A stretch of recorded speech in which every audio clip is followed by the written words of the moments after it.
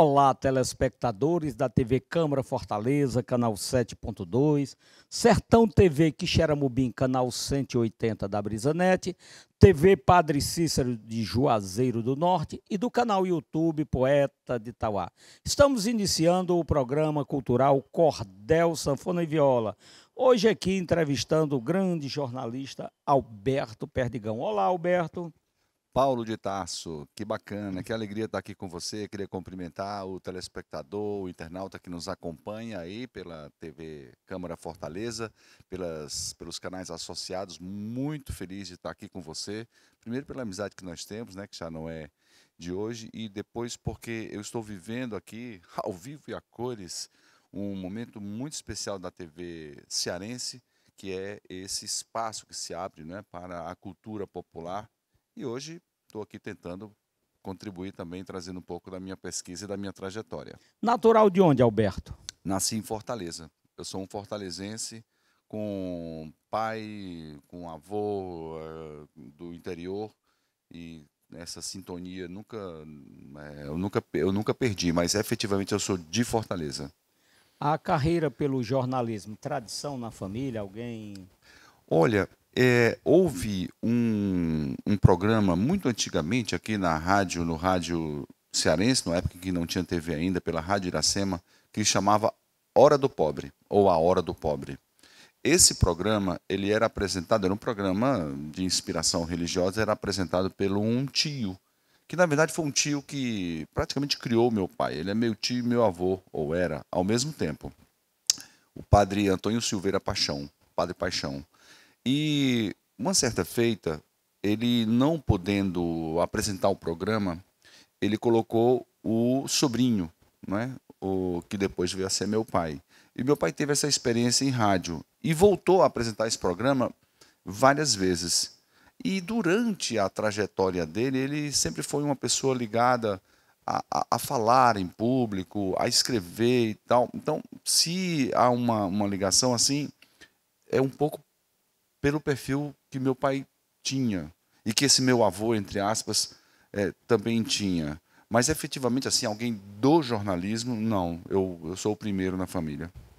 Ô, Alberto, esse mundo do jornalismo, né, ele é bastante interessante porque é um meio em que você consegue mostrar, passar informações, você que esteve durante muito tempo aí nas bancadas de jornais. Como é que foi essa sua experiência como jornalista, como apresentador?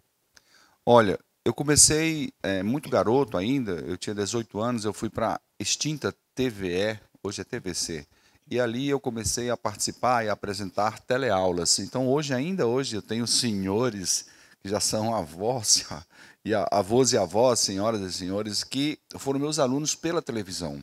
Eu passei 4 anos aí, depois chegou a época de fazer um estágio obrigatório no curso de jornalismo que eu seguia, e então eu entrei em uma das TVs aqui de Fortaleza, e ali do estágio já fiquei empregado, não é? E fui para outra, e depois para outra, e sempre demorei muito nas minhas passagens em TV. Eu fui basicamente um profissional de televisão. Eventualmente fiz rádio, eventualmente fiz jornal impresso, mas períodos curtos, né? E fiz também assessoria de imprensa. Isso é muito natural, né, na vida de um jornalista. Mas efetivamente o mercado me conhece, ou me reconhece, ou lembra de mim como um profissional de televisão, de redação de telejornalismo e de estúdio de telejornalismo. E foram muitos anos, né? Porque eu comecei com 18 anos. Pois é, ô Alberto, ali quem vê o jornalista chegar ali para apresentar o jornal, acha que é aquilo ali, mas pelo que a gente já sabe hoje, pelo que a gente já acompanha, o jornalista ele chega bem antes na redação, ele vai se inteirando daquelas notícias, daqueles fatos, para poder sentar e entrar com segurança, não é mais ou menos Ah, isso? sim.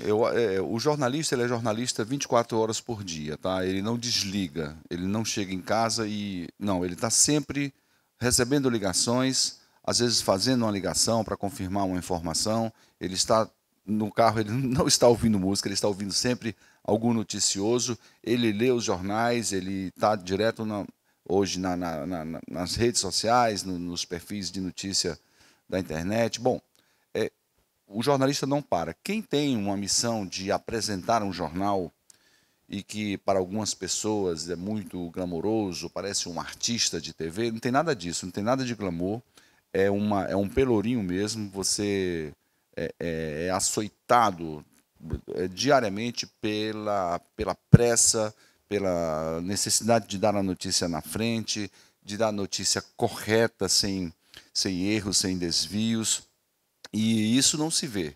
Então, por exemplo, eu apresentei durante alguns anos o telejornal Bom Dia Ceará, que é um telejornal que está no ar, é um telejornal muito tradicional, tem muitos anos no ar. E eu estive lá, eu era editor-chefe, apresentador. O jornal, à época, começava às 6h30 da manhã. Eu chegava lá 4 da manhã. Isso quer dizer que eu saía de casa com barba feita 3h30 da manhã. Então, assim, essa parte ninguém conta. E é muito legal você perguntar, porque isso ajuda as pessoas a tirarem um pouco, assim, uma visão glamourosa que tem em relação ao jornalista de TV. Trabalha muito, trabalha sempre sobre muita tensão, porque tem muita pressão política, econômica, trabalha com a pressão do tempo, né, da hora, e às vezes, ou comumente, os salários não são muito bons, como são o dos artistas que estão aí na área do entretenimento. Que maravilha, né? Esse é Alberto Perdigão nos falando aqui da sua carreira de jornalista. Daqui a pouquinho nós vamos entrar aqui no outro assunto, falando, mostrando sobre livros. Alberto, o que a gente tem visto hoje na TV, nos meios sociais, hoje a internet ela está muito presente, é essa questão do fake news, né? O que poderia ser feito para que isso acabasse ou pelo menos diminuísse? Você, como jornalista, o que é que você vê isso? Como é que Olha, você vê? primeiro eu queria trazer uma ideia. Eu tenho falado sobre isso em palestras, para alunos profissionais. Primeiro, a fake news, a notícia falsa, ela sempre existiu. E mais do que a notícia falsa, existe um jornalismo falseado que também sempre existiu. De, por exemplo, só negar a informação, totalmente ou parcialmente. Então, o meio de comunicação jornalístico ele tem a opção de dar ou não dar uma notícia, de dar a notícia completa ou não, de dar a notícia com esse ou com aquele aspecto, de dar a notícia corretamente, de acordo com verdades, com documentação, com comprovação, ou não. Então, o uso da notícia para transmitir meias verdades ou meias mentiras, pode escolher, isso sempre existiu. Agora, como é que a gente combate isso? Primeiro, é preciso que haja um desejo de que não ocorram fake news tão forte quanto o desejo de que elas ocorram. Tá? E isso aí nós estamos falando de política. Só que é muito difícil você convencer alguém que está na política ou que está no mercado, né, que está na economia, que é um agente que sabe que por uma notícia falsa pode tirar um proveito imediato, é muito difícil você convencer aquela pessoa que diz, olha, veja bem, não pode ser assim. Isso é muito complicado. Então é aí que entra o Estado com a sua força, tá, e regulamenta o funcionamento disso. Essa discussão está posta no mundo inteiro. Muitos países que são democráticos estão avançando muito rapidamente, tentando acompanhar o avanço da tecnologia que vai facilitando a construção, a propagação e a ampliação dos efeitos das fake news, tá? E tem conseguido muita coisa. O Brasil está no grupo dos países que caminham lentamente, tá? Mas há uma inquietação e eu espero que essas respostas aconteçam rapidamente. Nós tivemos a influência das fake news nas últimas eleições para presidente da República, tá? Na eleição anterior, isso também já estava posto. Nós temos agora uma eleição para prefeito. Nós não vamos ter, para prefeitos e vereadores, nós não vamos ter uma legislação robusta, uma capacidade instalada de combater e prevenir fake news, infelizmente ainda não. O Tribunal Superior Eleitoral está impondo regras, essas regras elas são frágeis, elas são provisórias, isso tem que ir para a lei. Isso tem que ser, por princípio, uma ordem geral para tudo e para todos. Aliás, o Brasil está devendo isso ao mundo, porque o Brasil é signatário de todos os acordos internacionais que prevêem que os estados, quer dizer, que as nações, os países, regulamentem o uso da internet, sobretudo da inteligência artificial, para evitar a notícia falsa. Pois é. E aí nós temos, por exemplo, a questão da internet, da facilidade, né? Eu lembro de algumas vezes chegar lá no Dragão do Mar, um evento, estava lá uma van dessas com uma antena enorme da televisão para fazer uma reportagem, né? Hoje, com essa questão do celular e outros equipamentos aí, a TV chega em qualquer canto e faz essa transmissão. Isso é muito importante, né, no ponto de vista de avanço tecnológico, né? A TV, ela nem chega mais nos cantos, né? Os cantos é que chegam na TV. Então, houve essa inversão, se você observar, muito facilmente você vai perceber que, por exemplo, um telejornal.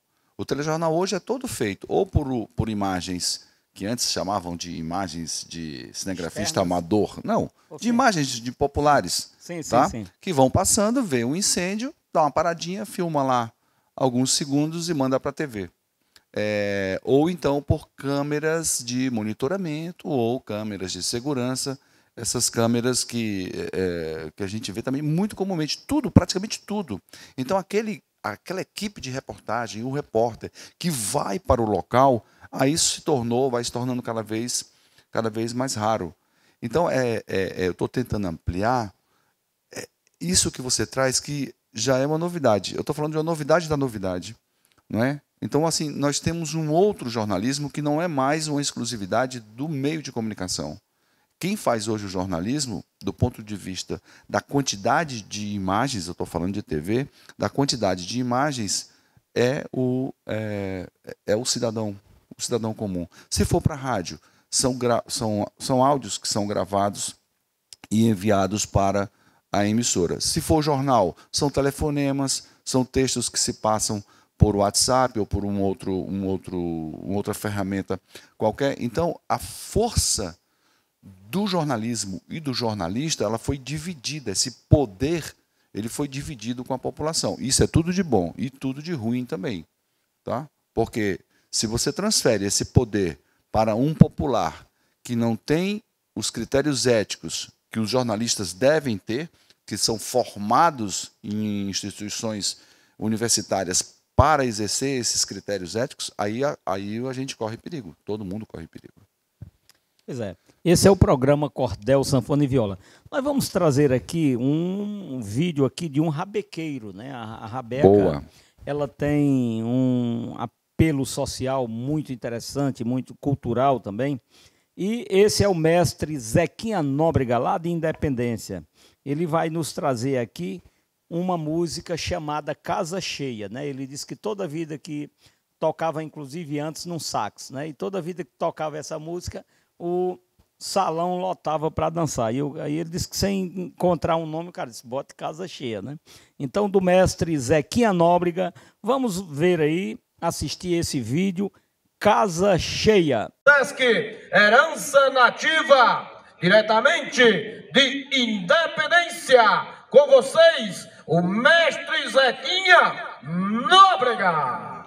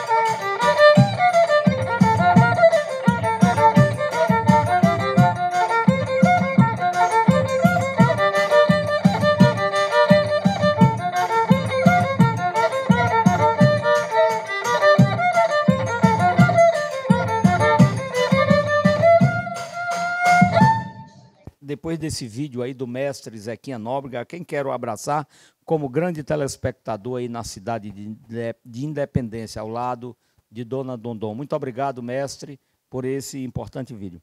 Quando você falou aí na questão da meia notícia ou da notícia inverídica, os políticos, né, e o poder financeiro tem esse poder de barrar essas notícias contra eles, assim, alguma coisa desse tipo? É mais ou menos Olha, isso? eles têm o poder de barrar e de não barrar. Eles tanto podem barrar como eles podem promover. Essa é uma discussão que está colocada, né? Então, ontem mesmo a gente assistiu aí a um veto dentro de um projeto. Bom, essa discussão é permanente. Há avanços e às vezes há também retrocessos. O certo é que, se o Estado brasileiro, refletindo um desejo da sociedade brasileira, do mercado, incluindo aí os políticos também, quiserem, é possível sim controlar o abuso no uso dos meios do tipo internet. Então, assim, não estamos falando de censura. A liberdade de expressão, ela está preservada, ela deve ser preservada, valorizada, mantida, mas essa liberdade de expressão, ela não pode tirar outras liberdades. A liberdade, por exemplo, de você informar e ser informado corretamente. Não pode tirar a liberdade de você escolher um candidato livremente, tá? E sobre informações, a partir de informações corretas. Então, isso é preciso muita atenção, porque se não houver o desejo da sociedade, o Estado não vai para essa briga, tá? Ou vai enfraquecido o suficiente para perder. Então, lá no Congresso, existem declaradamente parlamentares no Senado e na Câmara Federal que não querem o controle. Por quê? Porque sabem que o controle vai dificultar a prática das fake news. E há outros que, ao contrário, que querem sim o controle. Há, inclusive, parlamentares que já promoveram, são condenados pelo uso indevido da internet, certo? E também foram vítimas de fake news, inclusive da inteligência artificial. Ele não é parlamentar, mas é um político, é um empresário, o chamado velho da Havan, tá? Ele promoveu fake news abusivamente, descaradamente, numa quantidade impressionante, desde a época principalmente ali na época da vacinação contra a questão toda ali da pandemia e da vacinação. Ele foi condenado, né, por esse crime, e agora, essa semana, ele foi vítima. Fizeram lá na inteligência artificial, fizeram um vídeo, ele falando, anunciando uma promoção de aparelhos de ar-condicionado na cadeia de lojas dele. Tá? A voz era dele, a imagem era dele, mas efetivamente ele nunca tinha feito essa promoção e nem nunca tinha feito esse vídeo. Tudo produzido por inteligência artificial. Aí ele começou a reclamar. Entende? Então, todos nós perdemos com as fake news, todos nós perdemos com a desinformação veiculada por meios de internet. Todos nós perdemos com o mau uso da inteligência artificial. Então é preciso que todos nós queiramos regulamentar esses usos. Pois é, esse é o programa Cordel, Sanfona e Viola. Nós vamos ver aí mais um vídeo muito interessante. É a glosa de Lu Fernandes, com o mote de Raimundo Asfora. Cancela velha se abrindo, faz meia lua no chão, né? Muito interessante aquela roda que a cancela dá, ela vai deixando um círculo, né, no chão. E eu já lembrei do rangido. E o rangido da cancela, né? Então vamos ver aí com uma garota muito especial que tem uma facilidade para declamar. Júlia Souza. Olá, meus caixinhas, tudo bem com vocês? Eu me chamo Júlia Souza e hoje vamos para mais um dia de poesia. Hoje vou recitar algumas glosas da poetisa Lu Fernandes, da cidade de Pau dos Ferros, com o mote Cancela velha se abrindo, faz meia lua no chão, de Raimundo Asfora. Mas antes, não se esqueçam, se inscrevam no canal, ativem o sininho, também curtam e compartilhem. Ah, e acompanhe o meu Instagram, @Cachos de Poesias. Então vamos de poesia, mas logo depois da vinheta. Cancela velha se abrindo, faz meia lua no chão. Para mim é a cancela a imagem mais poética, simplória e livre de estética, por isso acho tão bela. Quando sento sobre ela, converso com a solidão, ouço a voz da inspiração, declamando um verso lindo. Cancela velha se abrindo, faz meia lua no chão.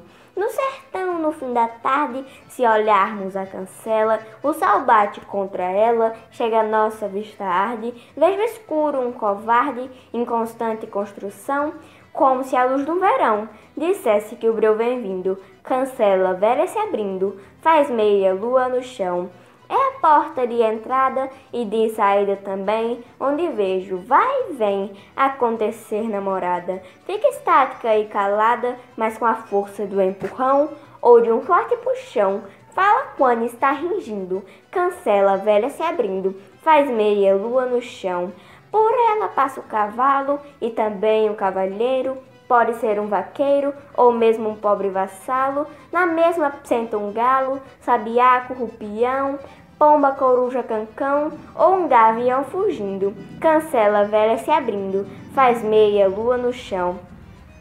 Quando passa uma boiada, estremecendo a madeira, levantando a poeira, ela fica empoeirada e no chão cada pegada, sem medida e nem padrão, é sinal que esse rojão continuará existindo. Cancela velha se abrindo, faz meia lua no chão. Vez em quando um vaqueiro se aproxima da cancela para cortejar a donzela que passeia no terreiro. O pai dela o vê primeiro, lhe apresenta um facão. Ele sons diz: patrão, me desculpe, já tô indo. Cancela velha se abrindo, faz meia lua no chão. Quando meu pai viajava, eu sentia tanta falta, e mesmo ela sendo alta, eu ia lá e sentava. Por horas o esperava, olhando a imensidão, contemplando meu sertão, sentindo as lágrimas caindo. Cancela velha se abrindo, faz meia lua no chão. Quantas vezes eu subi e fiquei dependurada, só pra sentir a pancada. E depois descer dali, pai gritava: sai daí, me mostrando um cinturão. Eu corria pro oitão, porque fui pega bulindo. Cancela velha se abrindo, faz meia lua no chão. Agora aquela estrutura está desestruturada, poída, feia, empenada, já não é mais tão segura. Porém eu vejo a figura com a mesma admiração e, na minha opinião, continuará servindo. Cancela velha se abrindo, faz meia lua no chão. Vejo aquela meia lua a cada passar de ano e asseguro meu plano de mantê-la continua. A marca se perpetua para mostrar a paixão minha pelo meu torrão, é um sentimento infindo. Cancela velha se abrindo, faz meia lua no chão. Então foi isso, meus caixinhos, espero que vocês tenham gostado. Um grande beijo e até próximo domingo. Tchau, caixinhas!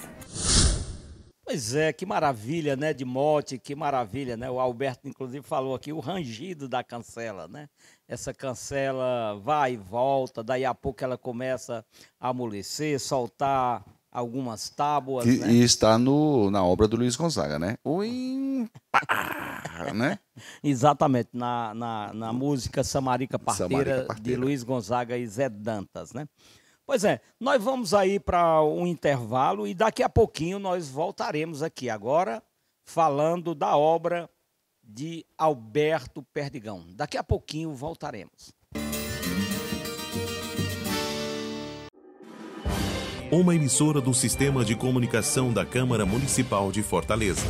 Presidente Vereador Gardel Rolim, PDT. Vice-Presidente Vereador Paulo Martins, PDT. Segundo Vice-Presidente Vereador Renan Colares, PDT. Terceira Vice-Presidente Vereadora Cláudia Gomes, PSDB. Primeiro Secretário Vereador Bruno Mesquita, PL. Segundo Secretário Vereador Fábio Rubens, PSB. Terceira Secretária Vereadora Kátia Rodrigues, Cidadania. Primeira Suplente Vereadora Ana Aracapé, PL. Segundo Suplente suplente vereador Dr. Luciano Girão, Progressistas. Terceira suplente vereadora Estrela Barros, Rede. Nossa voz, nossa fortaleza. TV Câmara Fortaleza, a fortaleza da nossa cidade. De volta com o programa Cordel, Sanfona e Viola. TV Câmara Fortaleza, canal 7.2. Sertão TV Quixeramobim, canal 180 da BrisaNet. Querido Sérgio Machado e a minha amiga Amanda, lá em Quixeramobim. Muito obrigado. Alô, Roberto Bulhões, aí em Juazeiro do Norte, TV Padre Cícero. Muito obrigado por retransmitirem esse programa. E do canal YouTube Poeta de Itauá. Eu quero aproveitar para abraçar aos nossos telespectadores. Alô, doutor Vicente Landim, lá em Brasília, muito obrigado. E também ao querido Zacarias Bezerra, muito obrigado, lá na Fazenda Confiança. Inclusive, registrar aqui a perda do nosso querido Frei Hermínio Bezerra, né, que foi um frade capuchinho, meu primo, e que escreveu durante muito tempo no jornal Diário do Nordeste aquela coluna Palavras e Palavras, né? Trazendo a origem das palavras. Então, no programa de hoje fica aqui também dedicado e registrado a nossa solidariedade a toda a família do Frei Hermínio Bezerra, né? Então, também Dona Vera aí no Parrião, nossa vizinha, é uma telespectadora assídua. Toda a região metropolitana e através da TV Quixeramobim, da Sertão TV Quixeramobim, os estados do Piauí, Ceará, Rio Grande do Norte, Paraíba, Pernambuco, Alagoas, Sergipe e Bahia. A todos vocês, muito obrigado, né? Alberto, nos fale aqui desse livro, né? Política e Literatura de Cordel, né? O cordel ele está sempre associado a questão política, a questão dessa literatura. Então, nos fale aí o que é realmente, por que você resolveu escrever e o que é que você traz nesse livro. Muito bem. Política e Literatura de Cordel é o primeiro livro de uma série que vai refletindo, vai trazendo, vai apresentando uma pesquisa que eu tenho, já tem alguns anos, sobre o folheto de política da literatura de cordel. Eu vou voltar um pouquinho para lembrar que o cordel sempre foi uma mídia, tá? Um livreto, um folheto político. Então, quando a gente vai lá nos precursores ou nos pioneiros, quando a gente vai em Leandro Gomes de Barros, por exemplo, que é a maior referência da primeira geração de poetas cordelistas, a gente vai encontrar em Leandro um poeta-repórter muito competente, que fazia uma crônica política de sua época, uma época ali da Primeira República, em que o Nordeste brasileiro, ou os Nordestes brasileiros, porque já havia ocorrido migrações para a Amazônia, mas é que o Nordeste ainda tinha algumas dificuldades de entender, de se inserir naquele novo momento da República, quando o Estado tira da mão dos coronéis, da oligarquia, o poder local. Então, já não havia o mesmo poder local, o poder agora era central, e já não havia as regras impostas localmente, né, só pela igreja e pelo rei, que na verdade era o coronel. Então, aquilo tudo foi acompanhado por Leandro Gomes de Barros. Todos os outros poetas, repórteres, você mesmo que é um grande poeta, também às vezes veste o gibão de poeta-repórter e faz crônicas que são importantíssimas para a história política desse país. Essas narrativas, essas poesias reportagens, elas são narrativas diferentes que não estão na mídia tradicional. É uma forma diferente de estar no mundo, de ver o mundo, de enxergar a política.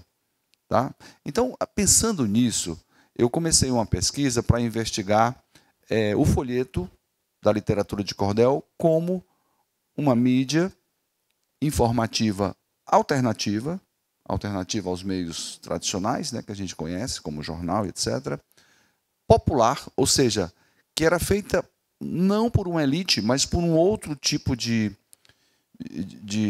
segmento, por ser com certeza a não elite, e contra-hegemônica, que algumas pessoas chamam de resistência, ou seja, que fazem uma narrativa, uma interpretação do mundo contrária, confrontando a interpretação dos meios tradicionais. Então eu fui investigar isso e encontrei muita coisa, encontrei um mundo, um universo. E nessa pesquisa eu descobri, isso me deu uma certa alegria e muita responsabilidade, que eu era o único pesquisador no país que estava trabalhando esse tema, o folheto de política da literatura de cordel. Então esse primeiro livro, ele se compõe, chama Política e Literatura de Cordel, o folheto como mídia informativa, alternativa popular e contra-hegemônica.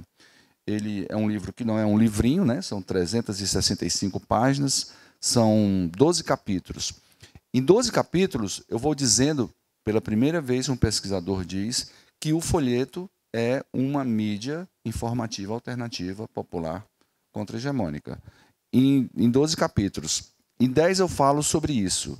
E em 2 deles, eu analiso folhetos de política que narraram, que noticiaram, entre aspas, a destituição da presidente Dilma, quando a imprensa comumente, ou quase que exclusivamente dizia que estava acontecendo um impeachment, o poeta repórter, o cordelista, dizia que não era, era um golpe. E isso é muito interessante porque isso comprova a discussão teórica que eu vou trazendo no livro. E um outro capítulo, também eu trago qual é a opinião, o que dizem, o que pensam os poetas repórteres em relação ao papel que eles exerceram naquele momento, em que o Brasil todo, diante da TV, da internet, do rádio, do jornal, ficava sendo bombardeado de que estava havendo um impeachment, que era tudo normal, que era tudo dentro da lei, que era tudo, só tinha santo. E o cordelista acompanhando um pensamento popular, refletindo o que se conversava nas esquinas, nos bares, nas famílias, nas calçadas, preferiu falar de uma outra maneira, dar uma outra versão. Alberto, que metodologia você usou para essa pesquisa e o tempo, como é que foi assim? Olha, o tempo, eu nem sei, porque a gente não tem assim o dia de começar, e para falar a verdade, também não tem o dia de continuar. Daqui a pouco você vai perceber isso, porque aqui já tem um segundo livro dessa mesma pesquisa, e eu já estou mergulhado num terceiro, que eu também posso adiantar, que não é segredo para ninguém. Mas, basicamente, esse livro são 12 capítulos, 10 capítulos são o que a gente chama de discussão teórica. O que é isso? A gente lê 1, 2, 3, 10, 20 autores que, de alguma maneira, falam sobre aquele tema que eu estou trazendo. Por exemplo, o cordel como mídia alternativa, como mídia informativa. Quer dizer, o chamado Jornal do Sertão. Então, vários autores falaram sobre isso. Aí eu vou ler 1, 2, 3, 20 autores, vou extrair deles o que há de mais importante e trago e venho ali apresentando o que é que esses autores dizem. Quer dizer, eu estou economizando tempo das pessoas que não precisam ler 20 livros. Basta ler esse capítulo e vai ter uma boa noção do que se trata daquele tema. E há esses 2 capítulos sobre a destituição da presidente Dilma.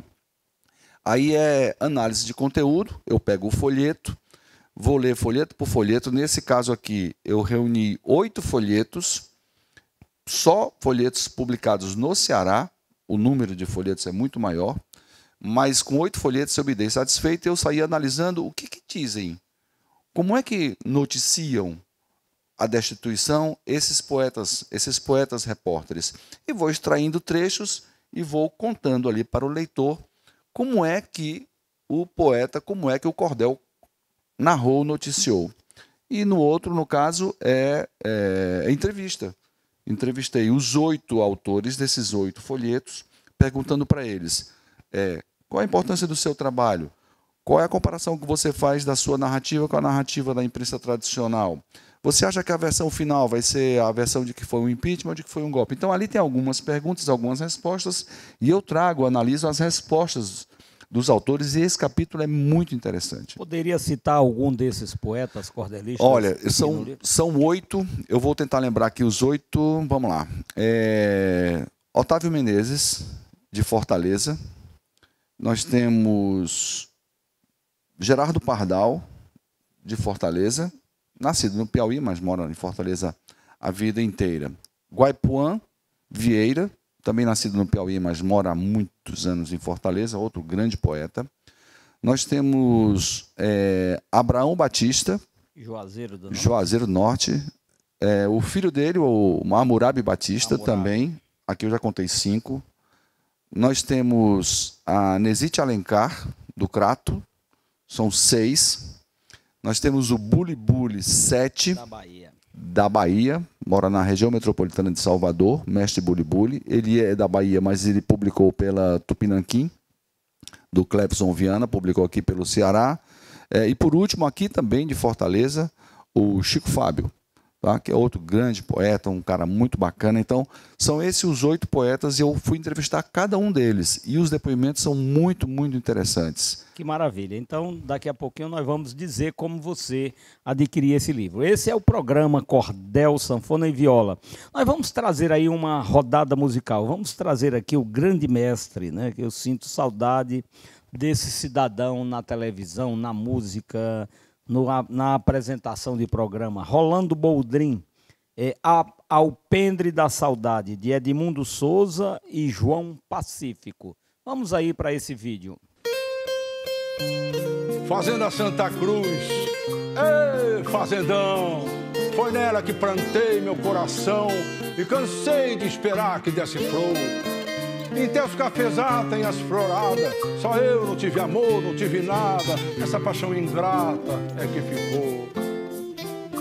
Às vezes fico no alpendre da fazenda, contemplando a vivenda onde eu era tão feliz. E bem na frente, num barranco ao pé da estrada, foi passagem de boiada, tão pisada e o chão me diz: por que você mudou? Por que se afastou de mim? Eu sou apenas uma estrada, não sou mais pisada e tão abandonada, enfim. Eu sou apenas uma estrada, não sou mais pisada e tão abandonada, enfim.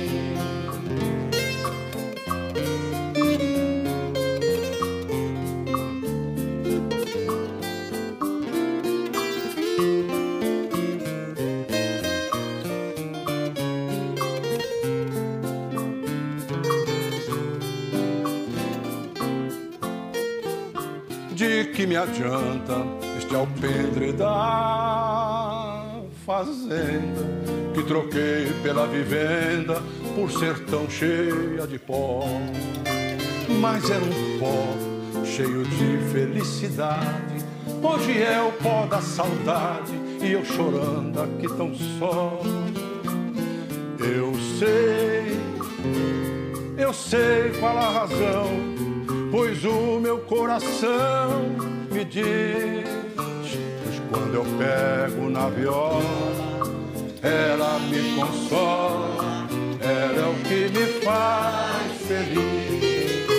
Mas quando eu pego na viola, ela me consola, ela é o que me faz feliz.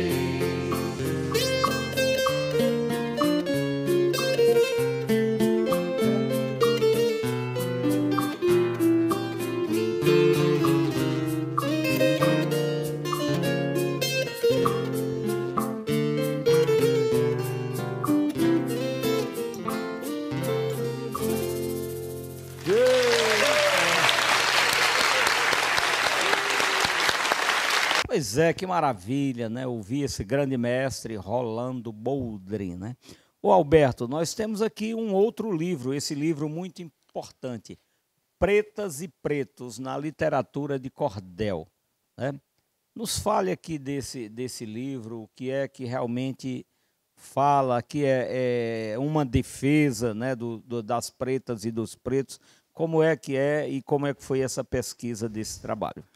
Bom, como você já tinha tocado aí antes, a pesquisa ela não tem muito dia de começar e nem tem muito dia de parar. Então, quando eu estava estudando o folheto de política, eu também passei a colecionar folhetos. Hoje eu tenho uma coleção muito grande, são mais de 700 títulos de folhetos de política.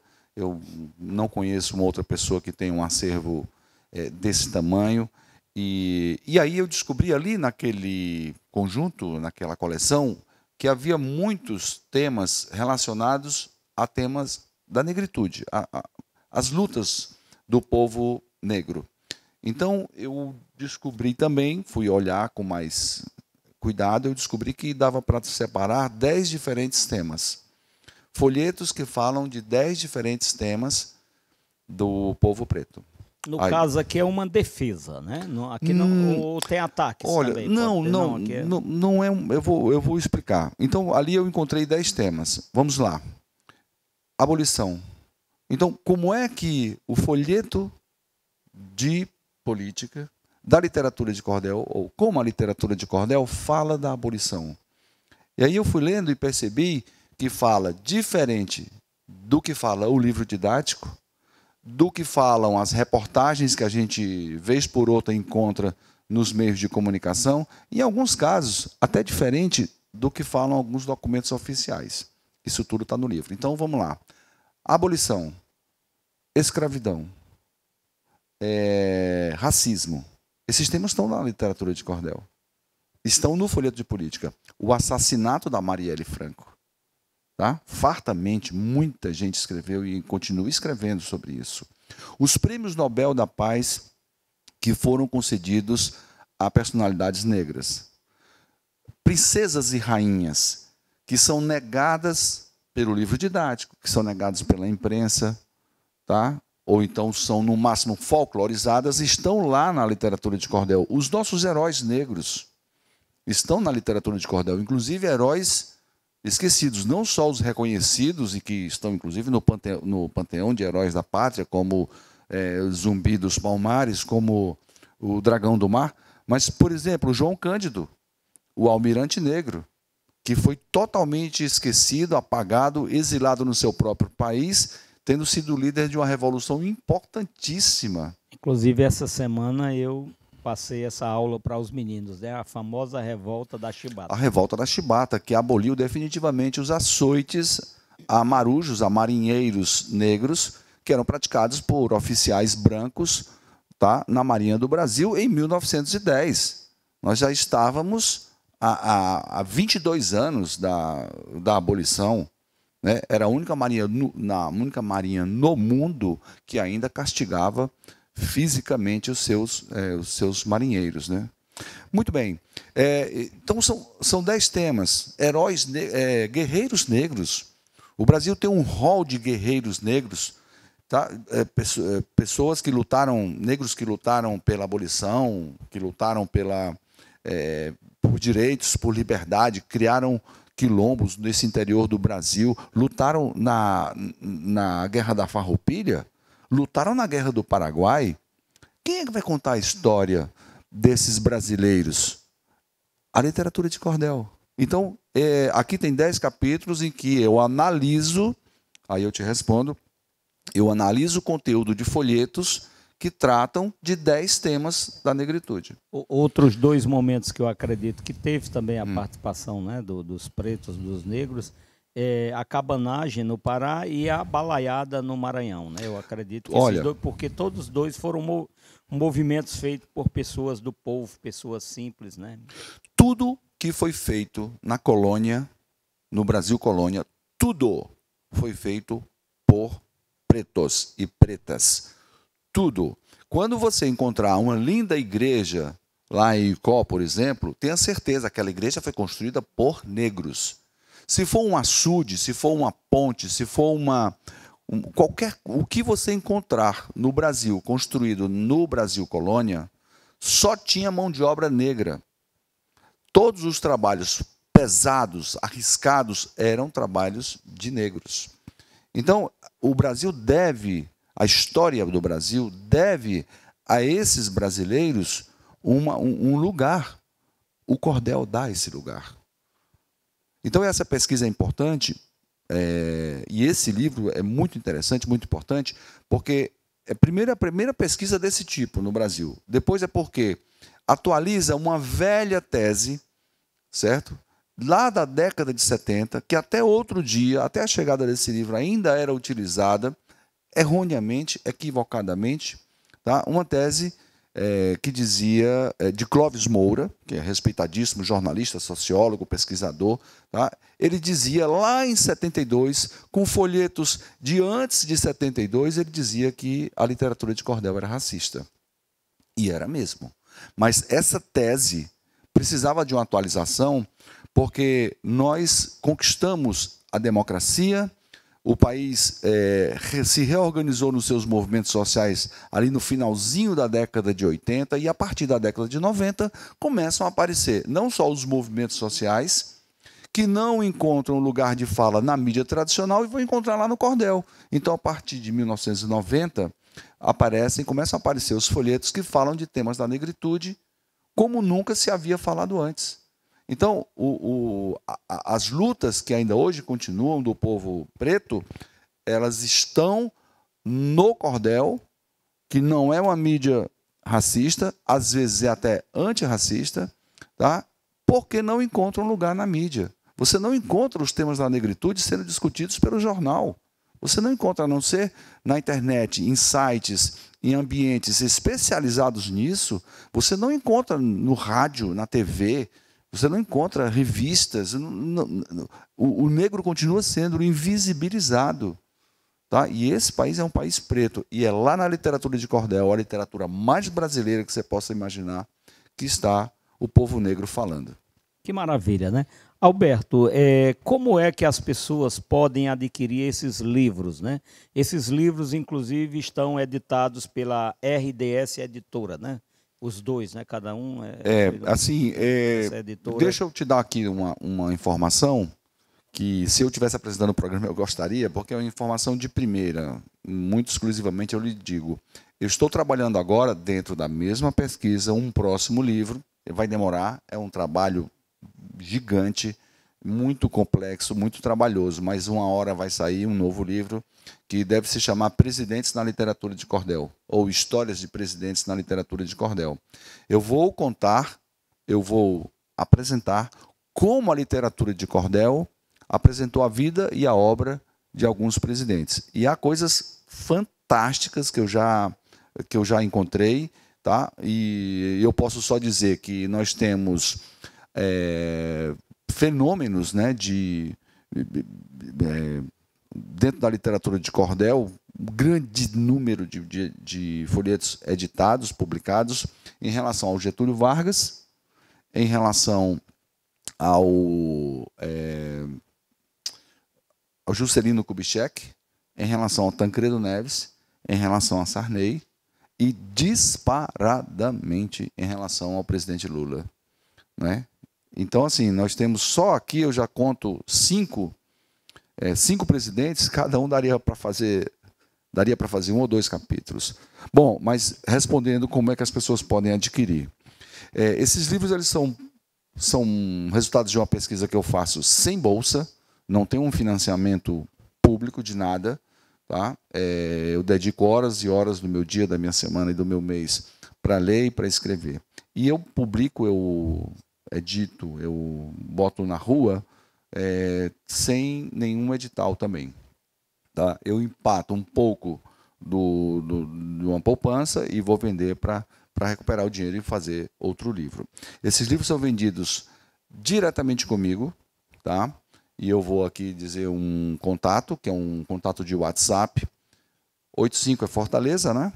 99989 8639. Esse número, inclusive, vai ficar aparecendo ótimo, aí. Ótimo. E quem quiser me seguir no Instagram, e ali também a gente pode conversar, o meu Instagram é @falaperdigão. @falaperdigão. Então, qualquer pessoa que me contate e peça o livro custa R$60. Se morar em Fortaleza, a entrega é inteiramente gratuita. Tá? E se não morar em Fortaleza, evidentemente que a gente acrescenta o valor do correio, que é R$15, o livro passa de R$60 para R$75. Qualquer lugar do Brasil a entrega é feita, e eu fico também disponível, viu, Paulo de Tarso? Eu fico também disponível, e tenho feito isso algumas vezes e com muito gosto, para fazer rodas de conversa, palestra, mini curso, não é? Professores da rede pública, quando conhecem esse livro, acham muito interessante, porque facilita muito levar esses temas da negritude para a sala de aula, inclusive com exemplos que estão na literatura de cordel. Pois é, e eu já pedi para você trazer um para já adquirir. Não, esse livro aqui é seu. Pois é.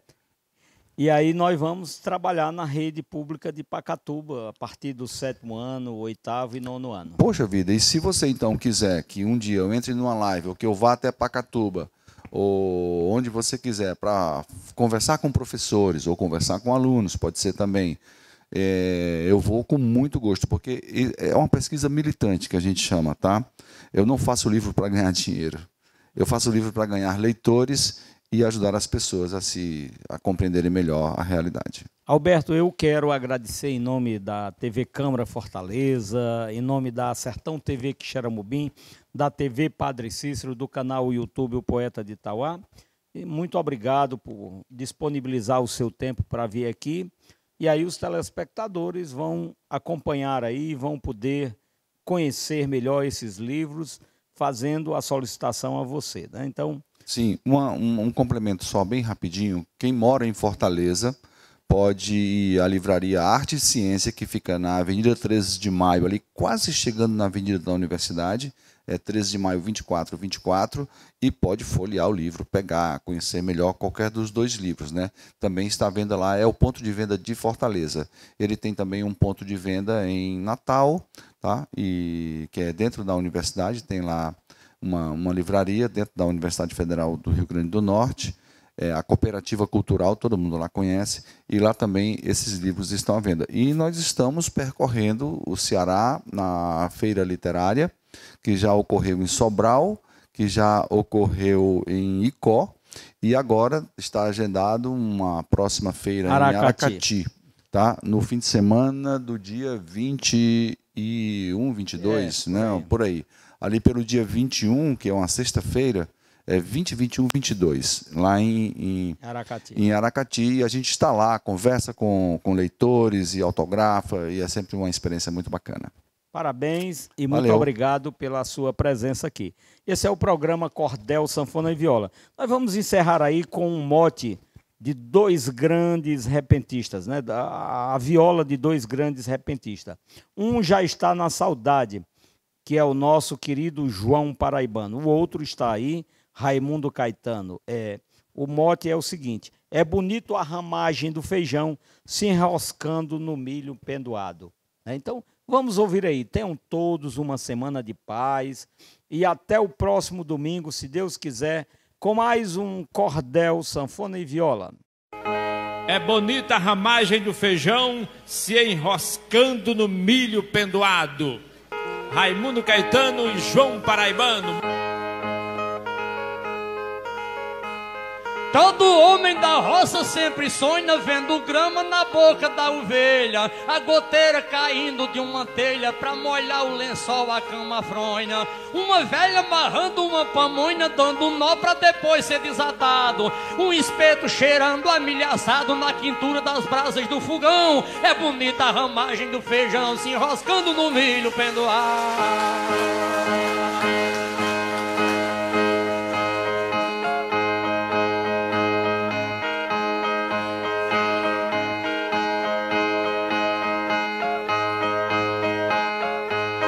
O sertão é bonito em toda linha, e através das chuvadas se promove. Eu só deixo o sertão quando não chove, quando chove eu retorno à terra minha.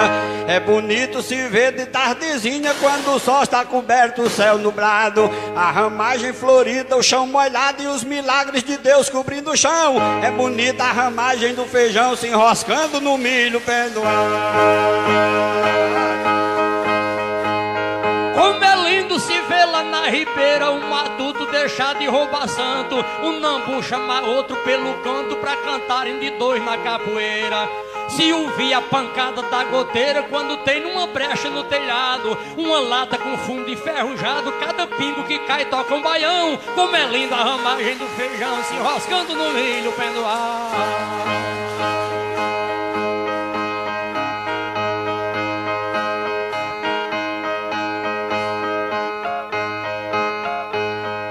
O sertão com a seca é só um drama, mas depois que a chuva aparece, é a dádiva que dali do céu desce. Camponês quando chove não reclama.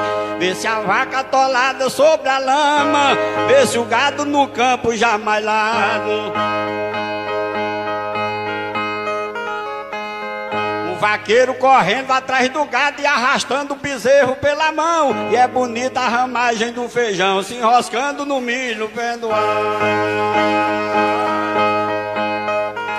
Como é lindo se olhar para o panorama, ver a nuvem empoinada de orvalho, uma rosa brotando em cada galho, uma fruta vingando em cada rama, um matuto botando o pé na lama, com um pé no chinelo, outro calçado, um boi manso na canga do arado, arrotando o subejo de ração. Como é linda a ramagem do feijão se enroscando no milho pendoado.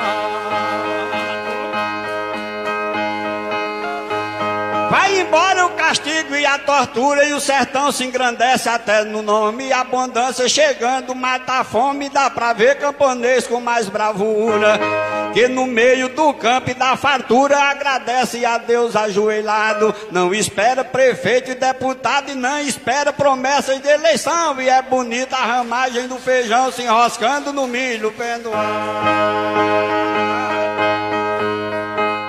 Vê se abaixa coberta de ervança, a formiga onde passa deixa um trilho. Na cintura de cada pé de milho a boneca parece uma criança. No impacto do vento se balança, tendo duas é uma em cada lado. O cabelo vermelho cacheado com 2 palmos abaixo do pendão. Como é linda a ramagem do feijão se enroscando no milho pendoado. O inverno se ajusta com uma luva à grandeza que lá do céu existe. Camponês não consegue viver triste, igualmente a um pranto de viúva. Agradece aos espaços pela chuva e pelo pingo na terra derramado. Cura todas as chagas do passado e se esquece das crises do verão. E é bonita a ramagem do feijão se enroscando no milho pendoado.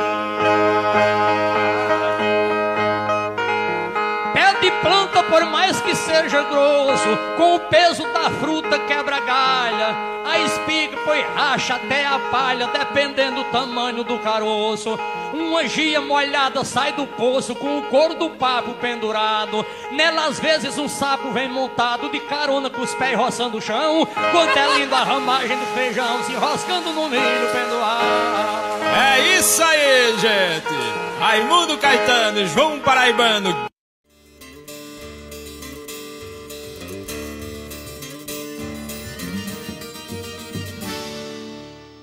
TV Câmara Fortaleza, a fortaleza da nossa cidade é você.